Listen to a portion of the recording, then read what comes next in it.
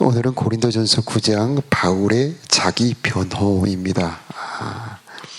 3절에 보면은 전체 내용을 요약하는 절이 있는데, 나를 비판하는 사람들에게 나의 입장을 이렇게 밝힙니다 라고 바울에게 전해졌던 바울에 대한 비판에 대한 변호의 말입니다.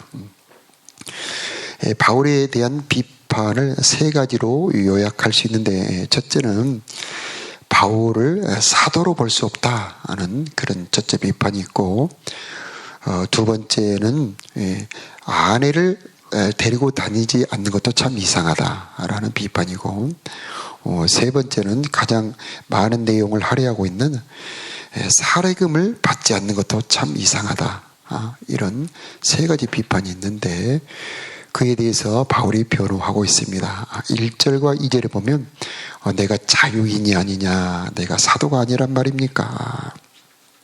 내가 우리 예수님을 보지 못했단 말입니까? 이렇게 자기가 사도임을 적극적으로 말하고 있습니다. 여러분, 자신이 내가 주님 안에서 일한 수고의 열매가 아닙니까? 다른 사람들에게는 사도가 아닐지라도 당신들에게는 사도입니다. 그리고 나를 사도로 인정한 것은 바로 당신들이 아닙니까? 하고 사도로 자기를 당당하게 변호하고 있습니다. 바울은 편지를 쓸 때 언제나 자신을 예수 그리스도의 사도라고 분명하게 밝히고 있습니다. 로마서 1장 1절에도 예수 그리스도의 종 바울은 사도로 부르심을 받아 하나님의 복음을 위하여 택정함을 입었으니 하고, 자신이 사도로 부름받았다는 것을 가장 먼저 밝히고 있습니다. 자, 이 사도라고 하는 건 얼마나 중요한 일인가. 이 사도라고 하는 것은 하나님께서 보냄받은 자다는 그런 뜻입니다. 그래서 너희는 만민에게, 만국에 다니며 천하 만민에게 복음을 전파하라. 믿는 자들에게는 구원을 받을 것이요, 믿지 않는 자들은 정죄를 받을 것이다 라고 하면서 복음 전파의 사명을 맡긴 사람들, 그리고 교회를 세울 사명을 맡긴 사람들이 바로 사도들입니다. 또 사도들에게는 권세를 주셨습니다. 모든 병을 고치며 귀신을 쫓아내며 손을 얹은 적 나으리라. 그래서 교회 안에서 이 사도들을 통하여서 기도가 이루어지고 치유가 일어나는 것이 아주 당연한 거고 정상적인 것입니다. 또 세 번째는 사도들을 통해서 축복할 수 있는 권세를 주셨습니다. 너희가 어느 집에 들어가든지 평안하기를 빌어라. 만일 그 집이 그 복을 받기 합당하면 그 복이 그 집에 임할 것이요, 합당하지 않으면 다시 너희에게로 돌아오리라 하면서 이 사도들에게는 하나님의 축복권을 주셨습니다. 자, 두 번째는 독신으로 다니는 것도 이상하게 보면서 비판했다는 것을 알 수가 있죠. 5절에 보면은 다른 사도들과 주님의 동생들과 게바가 그런 것처럼 우리는 신자인 아내를 데리고 다닐 권리가 없습니까? 그래서 우리가 7장에서 보았던 것처럼 독신으로 살았습니다. 바울이 독신으로 살았던 이유는 복음에 방해가 되지 않기 위해서, 주님을 더 온전히 섬기기 위해서 독신으로 살았는데, 그것도 이상하게 보면서 비판했다는 것을 알 수 있는데, 이 부분에 대해서는 바울이 딱 한 절로 간단하게 변호하고 맙니다. 세 번째는 사례비를 안 받는 것도 이상하게 생각하며 비판을 하는데, 사례비를 안 받는 척 하면서 교활하게 사람들의 마음을 얻으려 한다고 비난을 한 겁니다. 이것을 이제 고린도후서 12장 16절에 어떤 이의 말이 내가 너희에게 짐을 지우지는 아니하였을지라도, 즉 사례금은 안 받았을지라도 공교한 자가 되어 괴계로 너희를 취하였다. 그래서 사례비를 안 받는 척하면서 사람들의 마음을 얻어갔다, 이렇게 비난을 받았다는 말입니다. 이에 대해서 바울은 변호를 하는데 6절 7절에 보면 누가 군대 생활을 하면서 자기 경비로 군대 생활하는 사람이 어디 있습니까? 포도 농사를 지으면서 포도를 먹지 않는 사람이 어디 있으며, 양을 치면서 양의 젖을 먹지 않는 사람이 어디 있습니까? 하면서 적극 변호를 하죠. 자, 사회에서도 그렇게 하거든. 율법에는 더 그렇게 말씀하지 않습니까? 그래서 박가는 소의 입에 망을 씌우지 말지니라. 곡식 밟아 떠는 소의 입에 망을 씌우지 말지니라. 이렇게 율법 신명기 25장의 말씀을 끄집어내어 말을 합니다. 자, 그 소들을 위해서 기록한 거냐? 복음을 전파하는 우리들을 위해 기록한 것이 아니냐? 그래서 영적인 것을 뿌렸다면 육신의 것을, 즉 물질적인 것을 거둔다고 과하다고 할 수 있겠느냐? 이렇게 바울이 적극적으로 살해감을 받을 수 있는 권리가 있다는 것을 변호를 하고 있습니다. 이 바울은 복음 전파를 위해서 죽음도 각오한 사람입니다. 우리가 4장에서 보았습니다마는 너희들이 나에 대해서 판단하는 것은 나에게는 작은 일이다. 그래서 사람들이 바울에 대해서 이렇게 비판하거나 판단하는 것을 그렇게 심각하게 생각하지 않는 바울이었는데, 유독 오늘 고린도전서 9장, 그 다음에 고린도후서 12장에 보면은 이 고린도 교회에 대해서 적극적으로 바울이 자기 변호를 하는 이유가 무엇일까? 아마 첫째는 후배 목회자들을 위한 것이 아닐까 생각해 봅니다. 고린도 교회에 가보니까 당시로 한 120명 정도의 역대 목회자가 쭉 기록이 되어 있더라고요. 자, 바울 이후에도 이대는 아볼로였고 그 뒤에 목회자들이 계속 왔을 터인데, 그 목회자들이 사례금을 받지 않고 주의 일을 한다는 것이 얼마나 어렵겠습니까? 두 번째는 고린도 교인들을 위해서 이렇게 적극적으로 고린도전서 9장을 쓰지 않았을까 생각해 봅니다. 주의 종들을 섬기고 대접하면서 복을 받게 되어 있습니다. 우리가 대표적으로 아는 것처럼 사렙다 과부, 또 아브라함, 이런 사람들은 주의 종 천사들을 대접함으로 큰 복을 받은 사람들이 아닙니까?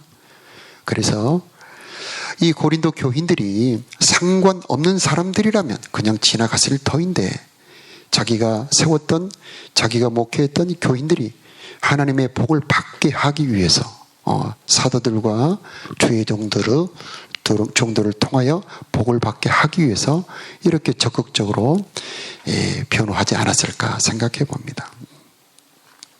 어쨌든 주님의 일을 하는 자들은 당연히 이 공개, 즉 사례를 받아야 한다는 것을 바울이 계속 말하고 있습니다.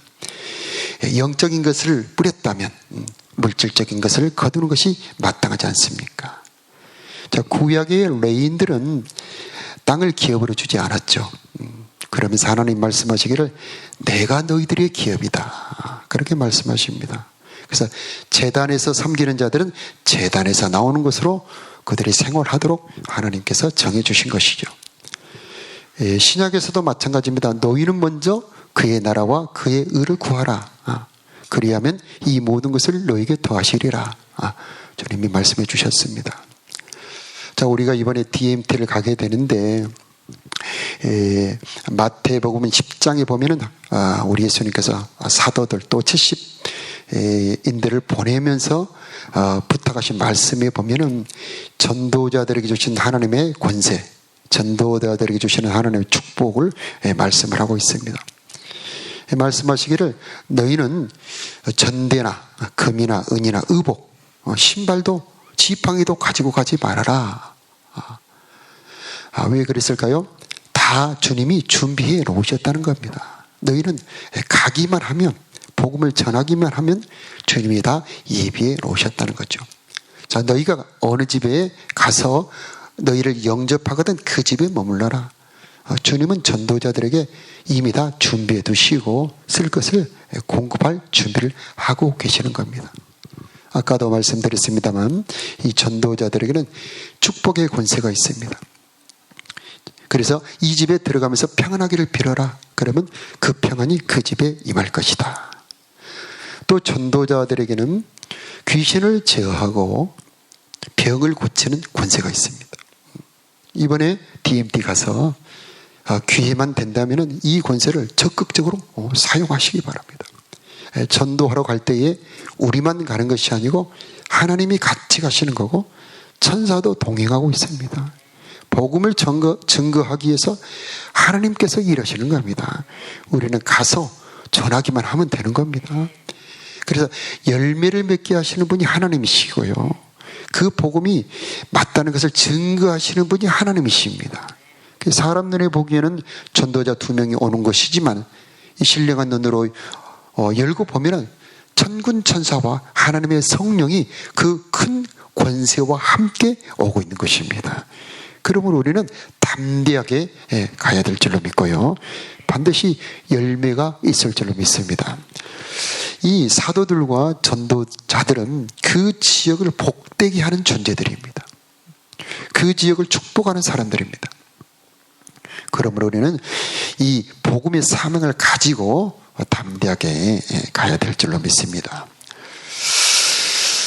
자, 12절에도 보면 다른 사람들이 요구할 권리가 있다면 우리는 더 그런 권리가 있지 않겠습니까? 그러나 그런 권리를 행사하지 않았습니다. 복음의 방해가 되지 않기 위해 모든 것을 다 참았습니다. 15절에도 그러나 나는 이러한 권리를 하나도 사용하지 않았습니다. 바울의 정신, 삶의 목적, 무엇을 위해 살았던가? 그것은 복음 전파를 위해서. 내일도 나오겠습니다만 내가 복음을 전하지 않으면 내게 화가 있을 것이다.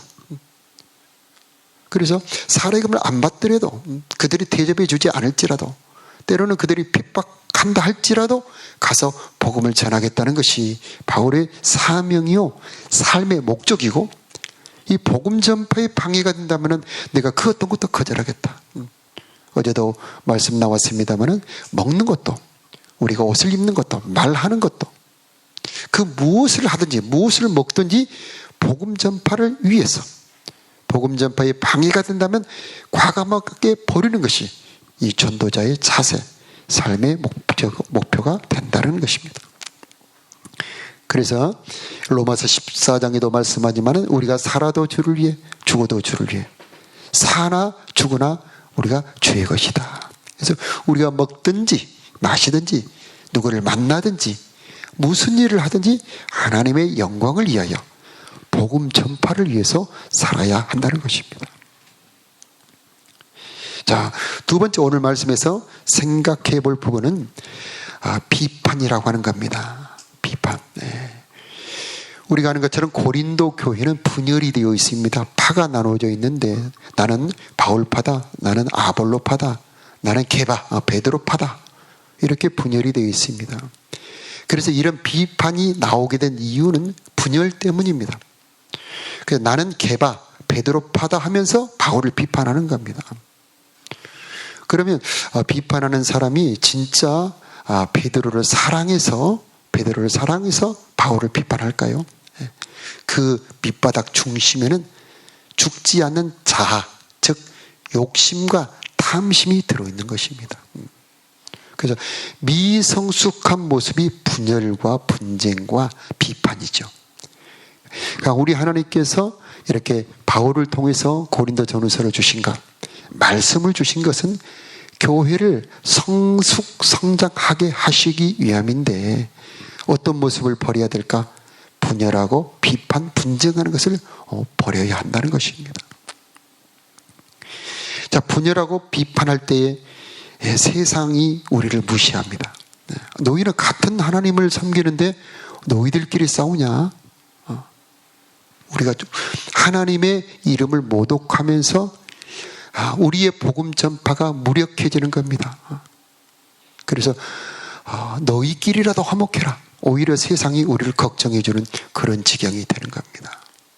그래서 우리는 이 하나님의 영광을 위해서 우리가 하나님의 목적, 하나님의 뜻대로 서로 화목하고 분열하지 않아야 한다는 것입니다. 우리 회개의 중요한 주제 중에 하나가 바로 분열이고 싸움이죠. 얼마나 많은 교회들이 분열하고 싸우면서 하나님의 영광을 가리면서 많은 영혼들을 잃어버리는지 정말 탄식하지 않을 수가 없습니다. 그러므로 우리 중요한 기도 제목 중에 하나, 하나님 우리 온 한국교회 또 우리 교회가 더 하나 되게 하시고 더 화목하게 하시고 성령으로 하나 되게 하여 주시옵소서. 그런 기도 꼭 해야 되는 겁니다. 교회의 주인은 사람이 아니고 하나님이에요. 우리가 하나님을 주님으로 섬기고 있다면 어찌 우리가 분열할 수가 있겠습니까? 자, 고린도후서 전서의 12장에도 나오겠습니다만은 우리의 머리는 예수님이고요. 우리는 예수님 안에서 예수님을 머리로 모시면서 우리 모두는 지체가 된 겁니다. 어찌 손이 발더러 너는 왜 더럽냐? 왜 발이 손더러 너는 왜 걸어다니지 못하느냐? 할 수 있겠습니까? 우리 모두는 예수님 안에서 한 몸이 된 겁니다. 바로 자기를 부인하고 예수님을 내 주님으로 모시게 될 때에 내가 형제를 바라본다면 그 형제가 바로 나의 한 몸이라고 한 몸으로 느껴지는 것이 바로 성령의 충만이고 바로 교회가 되는 것입니다. 진정으로 십자가를 만났다면, 진정으로 나를 위해 죽어주시고 진정으로 나를 위해 피 흘려 주신 그 주님의 십자가가 내 안에 계신다면 어찌 형제를 독한 말로 비판하고 어떻게 형제의 단점을 욕할 수가 있다는 말입니까? 배필이라고 하는 것은 다른 사람의 단점을 내가 존재하는 이유로 보는 겁니다. 그의 연약함을 내가 감당해야 될 사명으로 보는 것이 바로 배필이고 한 몸 되는 십자가의 비밀, 바로 그것이 성령 충만인 것입니다. 그러므로 우리는 이 고린도전서 말씀을 통해서 교회 안에서 예수 안에서 한 몸 되는 하나됨을 위해서 기도해야 될 줄로 믿습니다. 우리 기드온이 미디안과 싸울 때에 한 손에는 나팔을 잡고 불고요, 한 손에는 횃불을 들죠. 횃불을 들지 않고 나팔만 분다면 어찌 그 싸움에서 이길 수 있겠습니까? 우리가 복음 전파를 하는데 횃불이 꺼져 있다면 그 복음 전파가 온전할 수 있겠습니까? 그러면 우리는 이 복음 전파의 나팔을 불 때 횃불도 함께 들어야 되는 겁니다. 연합하는 사랑의 횃불 들어야 될 것이고, 우리가 서로 화목하는 이 횃불을 들어 이 복음 전파와 함께 갈 때에 미디안과 싸움에서 이겼던 기드온처럼 교회의 복음 전파가 이루어지게 되는 것입니다. 만일에 복음 전파가 이루어지지 않고 우리 복음 전파가 그렇게 외쳤는데도 힘이 없다면 우리는 한번 돌아봐야 되죠. 우리가 어떤 부분에서 힘을 잃었는가? 그 중에 하나가 분열과 분쟁과 비판입니다. 이제 예수님을 내 안에 중심으로 모시고 서로 화목하고 하나됨으로 주님의 한 몸을 이루어 세상과의 싸움에서 복음 전파에서 승리하는 우리 교회가 되어야 할 줄로 믿습니다. 우리가 하나 되게 하시려고 예수님께서 십자가에서 죽으신 겁니다. 에베소서 2장에 이제 전에 멀리 있던 너희가 그리스도 예수 안에서 그리스도의 피로 가까워졌느니라. 도저히 나하고 화목할 수 없는 사람, 저 사람은 나하고 이제 참 가까이 갈 수 없어, 그런 사람이 예수님의 피 때문에 가까워졌다는 말입니다. 진짜 여러분에게 예수님의 피가 있다면 형제와 가까워지시길 바랍니다. 그때의 주님이 여러분에게 더 성령으로 임할 줄로 믿습니다. 그는 우리의 화평이신지라. 그는 우리의 화평이신지라. 여러분 가정에서도 화평이 있기를 축복하고요, 제자반에서도 화평이 있기를 바랍니다. 혹시 이번 제자반에서 DMT 가기 전에 혹시 조금 서운한 것이 있다면 손을 잡고 내가 좀 서운하게 했습니다, 미안합니다, 화목하고 간다면 더 강력한 성령의 역사가 나타날 줄로 믿습니다. 평양 대부흥 때도 바로 그런 역사가 있었습니다. 서로 싸웠던 거 서로 화해하고 그들이 서로 얼싸안고 부둥켜 안았을 때 그게 성령의 역사가 충만해서 거기에 오는 사람들이 다 하나님 은혜로 변화되어 버립니다. 우리 교회에 그런 불같은 성령의 역사가 충만하기를 예수 이름으로 축복합니다. 예. 그때에 야, 내가 교회에 와봤더니 진짜 하나님이 너희와 함께 계시더라. 이런 세상 사람들의 감탄의 말을 드려야 하지 않겠습니까? 내가 교회에 가봤더니 야, 우리 살던 세상보다 똑같더라. 그런 비평을 들어서 되겠습니까? 아니, 오히려 못하더라. 그래서 되겠습니까? 가보니 정말 우리에게는 없는 화목이 너희에게 있고 우리에게는 없는 정말 사랑이 너희에게 있더라. 그랬을 때에 우리의 복음 전파가 정말 이루어지지 않겠습니까? 자, 우리가 처음부터 그렇게 되지는 못합니다. 그래서 성숙하고 성장해야 되는 것이고 그렇게 할 수 있는 힘을 주시는 분이 바로 성령입니다. 그러므로 성령 달라고 기도해야 되고 성령이 내 마음을 새롭게 창조해 달라고 기도해야 되는 것이고 성령이 그 십자가의 사랑으로 나를 강건하여 달라고 기도해야 되는 것입니다. 예수님께서 우리가 하나 되게 하시기 위해서 기도하셨습니다. 그래서 요한복음 17장 11절 유명한 대제사장의 기도. 아버지, 우리와 같이 그들도 하나가 되게 하옵소서. 12제자들이 하나가 되게 해달라고 예수님도 기도했다는 것입니다. 사람 모아놓으면 절대 하나 되지 않습니다. 오직 우리 주 예수 그리스도의 이름으로 오신 성령만이 우리가 하나 되게 하고 서로 사랑하게 하시는 겁니다. 이런 권세와 능력의 성령이 임하기를 축복합니다. 모두 십자가 앞에 겸손하게 무릎 꿇고 주님, 나는 죄인입니다. 나는 죄인입니다. 나를 받아주시옵소서. 그런 것처럼 이제 주님이 나를 받아주신 것처럼 나도 부족하고 정말 내 눈에 보기에 정말 내 눈에 차지 않는 이 형제도 받아줄 수 있는 내가 되게 하여 주시옵소서. 그렇게 기도하는 우리가 되어야 할 줄로 믿습니다. 우리 예수님 말씀하시기를 비판받지 아니하려거든 비판하지 말아라. 우리 잘 아는 말씀이지 않습니까? 너희가 비판하는 그 비판으로 내가 도로 비판을 받을 것이다. 우리 이런 말씀을 정말 두려운 말씀으로 받으면서 하나님, 내가 비판과 분열을 버리고 분쟁을 버리고 서로 사랑으로 연합할 수 있는 내가 되도록 주여 도와주옵소서. 자, 이런 기도 이루어지고 이런 기도 드리는 이 새벽이 되었으면 좋겠습니다. 자, 우리 다 같이 기도하겠습니다.